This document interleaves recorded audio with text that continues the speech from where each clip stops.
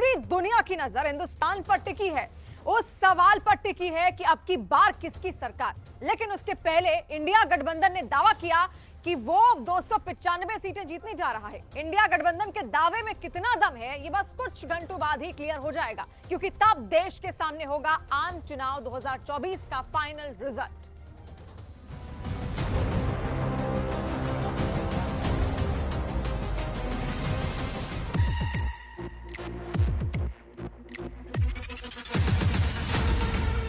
दो सौ पंचानवे 3 अंक और सियासत का सारा गण। 3 अंक और सत्ता का सारा समीकरण। 3 अंक और देश के संपूर्ण विपक्ष की पूर्ण तस्वीर। सिद्धू मूसेवाला का सॉन्ग सुना आपने? 295 295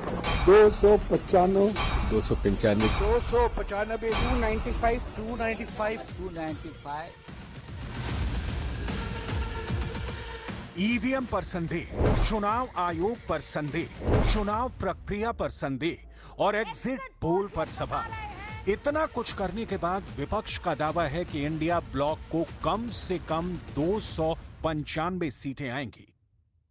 295 295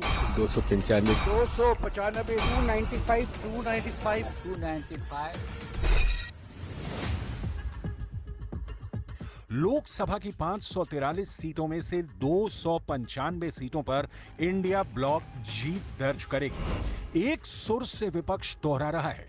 कांग्रेस अध्यक्ष मल्लिकार्जुन खड़गे, कांग्रेस नेता राहुल गांधी, समाजवादी पार्टी सुप्रीमो अखिलेश यादव, तिहाड़ जाते जाते अरविंद केजरीवाल भी दोहरा गए हैं। इंडिया गठबंधन 295 के पार। जीत की इस गारंटी का गणित विपक्ष ने कैसे बैठा लिया?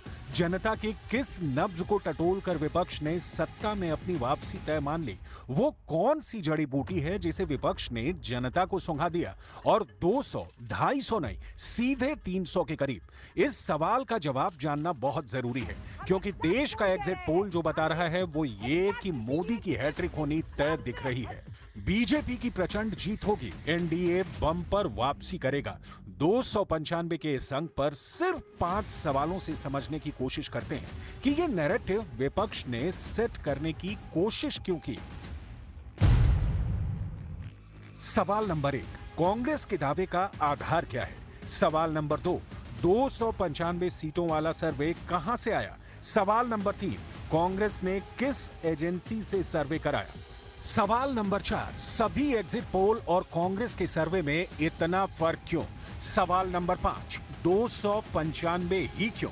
10-20 सीटें कम या 10-20 सीटें ज्यादा क्यों नहीं? अब की बार एनडीए सरकार।